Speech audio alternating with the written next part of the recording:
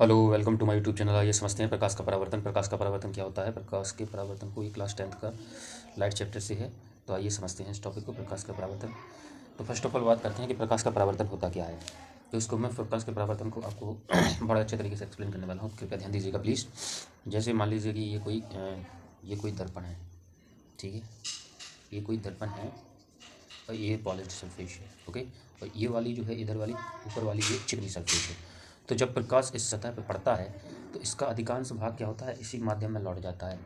जब प्रकाश इस दर्पण की, यानी ये कोई समतल प्लेन दर्पण है, सतह है, दर्पण की सतह है, दर्पण की ये सतह है, ओके। ये वाली ये चिकनी सतह है। जब प्रकाश इस पर पड़ता है, ठीक है, इस पर गिरता है या इस तरीके से इंसिडेंट होता है, तो इसका मोस्टली पार्ट क्या होता है, इसी सेम मीडियम में क्या हो जाता है, रिफ्लेक्ट हो जाता है, यानी इसका अधिकांश भाग इसी माध्यम में लौट जाता है। इस घटना को प्रकाश का अपवर्तन कहते हैं। जब भी इस तरीके से कोई लाइट रे किसी मिरर पर इंसिडेंट होगी तो इन दोनों के बीच एक नॉर्मल ड्रॉ किया जाएगा ऑलवेज। इसको बोलेंगे नॉर्मल, यानी अविलंब। ये अविलंब है, ठीक है, अविलंब। कृपया आप राइटिंग में मत जाइए, प्लीज़ देखिए। और ये जो किरण आपतित हुई इसको बोलते हैं आपतित किरण, आपतित आपतित किरण। और ये जो यहाँ से इस बिंदु पर गिरने के बाद यहाँ पर जो इस तरीके से जो रिफ्लेक्ट हो गई इस डायरेक्शन में, इसको बोलेंगे अपवर्तित किरण, अपवर्तित या परावर्तित किरण, परावर्तित परावर्तित किरण, ठीक है। तो आपतित किरण इस नॉन, और यहाँ जिस बिंदु पर ये इंसिडेंट होती है इसको बोलते हैं आपतन बिंदु। ये क्या है, आपतन, आपतन बिंदु, ओके। ये आपतन बिंदु है। तो आपतित किरण इस नॉर्मल के साथ जो एंगल बनाती है इसको बोलते हैं आई, इसको बोलते हैं आपतन कोण। और अब परावर्तित किरण अविलंब के साथ जो कोण बनाती है इसको बोलते हैं आर, यानी कि परावर्तन कोण। ये क्या है, आपतन कोण, आपतन कोण, और ये है परावर्तन कोण, परावर्तन कोण, ठीक है। तो आशा करते हैं समझ में आ गया होगा कि जब प्रकाश किसी दर्पण की, यहाँ से देखो ये लाइट रे, जब प्रकाश की किरण किसी दर्पण की चमकीली सतह पर टकराती है तो उसका अधिकांश भाग उसी माध्यम में, ये देखो, उसी माध्यम में लौट जाता है। इस घटना को प्रकाश का परावर्तन कहते हैं। अधिकांश भाग क्यों बोला हमने, क्योंकि कुछ भाग जो है इसकी सतह द्वारा एब्जॉर्ब भी कर लिया जाता है, ठीक है। तो आपतित किरण जो इंसिडेंट हुई, जो अविलंब के साथ जो एंगल बनाया है उसको बोलते हैं आपतन कोण। और परावर्तित किरण ने जो अविलंब के साथ जो एंगल बनाया उसको परावर्तन कोण बोलते हैं। तो ये इसकी डेफिनेशन मैंने इस तरीके से नोट कर दी है कि जब प्रकाश किसी दर्पण की चमकीली सतह पर टकराता है तो टकराकर उसका अधिकांश भाग उसी माध्यम में लौट जाता है। इस घटना को प्रकाश का परावर्तन कहते हैं, ओके। आशा करते हैं ये समझ में आ गया होगा। आइए अब समझते हैं प्रकाश के परावर्तन के नियम। प्रकाश के परावर्तन के नियम कौन कौन से होते हैं वो समझते हैं हम। तो सबसे पहले मैं आपको समझाता हूँ। जैसे ये कोई दर्पण था, यहाँ पर कोई लाइट रे इस तरीके से इंसिडेंट हुई थी और ये लौट गई थी इसी तरीके से।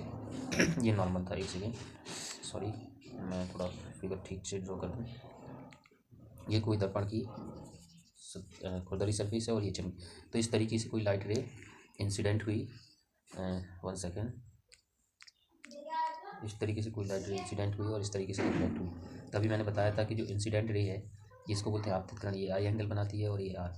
तो ये देखिए एक प्लेन है, ये पूरा का पूरा क्या है, एक प्लेन है, यानी एक सतह है, ओके, प्लेन है। तो पहला नियम क्या हो गया, आपतित किरण, परावर्तित किरण तथा ये आपतन बिंदु। आपतन बिंदु ये है, आपतन बिंदु पर खींचा गया अविलंब तीनों एक ही तल में होते हैं। याद कीजिएगा मेरे साथ, आपतित किरण, परावर्तित किरण तथा आपतन बिंदु पर खींचा गया अविलंब तीनों एक ही तल में होते हैं। और ये जो आपतन कोण परावर्तन कोण है ये आपस में बराबर होते हैं। तो दूसरा नियम क्या है, आपतन कोण परावर्तन कोण के बराबर होता है। यही परावर्तन के दोनों नियम है बस। तो इस तरीके से मैंने यहाँ पे नोट किए हुए हैं कि आपतित किरण, परावर्तित किरण तथा आपतन बिंदु पर खींचा गया अविलंब तीनों एक ही तल में होते हैं, ओके। और आपतन कोण परावर्तन कोण के बराबर होता है, कोण आई बराबर आर। आइए जानते हैं इससे रिलेटेड कुछ एक्स्ट्रा फैक्ट। जैसे अगर कोई ये दर्पण है, ठीक है, अगर इस पर कोई लाइट रे सीधा इस तरीके से इंसिडेंट होती है तो ये रिफ्लेक्ट होकर सीधी जाएगी। तो इस कंडीशन में आपतन कोण आई और परावर्तन कोण आर, ये क्या होंगे, ये दोनों ही ज़ीरो होंगे, ठीक है। और इससे रिलेटेड एक चीज़ और समझते हैं। मान लीजिए ये कोई दर्पण है, इससे रिलेटेड ये न्यूमेरिकल बहुत ज़्यादा पूछ लेते हैं कभी कभी। तो इस तरीके से ये कोई इंसिडेंट रे है और ये रिफ्लेक्टेड रे है और ये नॉर्मल है। अगर इंसिडेंट रे इस मिरर के साथ मान लीजिए 30 डिग्री का एंगल बनाती है तो एंगल आई पूछेगा आपसे और एंगल आर, यानी angle I is equal to क्या होगा और angle R is equal to क्या होगा। तो इस कंडीशन में आपको पता है कि ये जो नॉर्मल है, ये देखिए इस पर कैसा लंबवत ड्रॉ है, यानी कि परपेंडिकुलर है। तो ये जो है ये 90 डिग्री का एंगल बनाता है। तो इस कंडीशन में हम निकालेंगे आई की वैल्यू। तो ये 90 डिग्री है, तो इन दोनों का योग क्या होगा, 90 होगा, यानी 30 plus I is equal to 90। तो आई इज इक्वल टू, इसको यहाँ ट्रांसफर करेंगे तो 90 में से 30 गया तो 60। अभी आई आ गया 30। परावर्तन का दूसरा नियम क्या कहता है कि एंगल आई जो होता है वो एंगल आर के इक्वल होता है। तो आई और आर दोनों क्या हो जाएंगे, 60 degree. This is our answer. Okay, आशा करते हैं ये वीडियो आप लोगों को काफ़ी समझ में आया। अगर आज समझ में आया है तो प्लीज़ अपने दोस्तों को बताएं।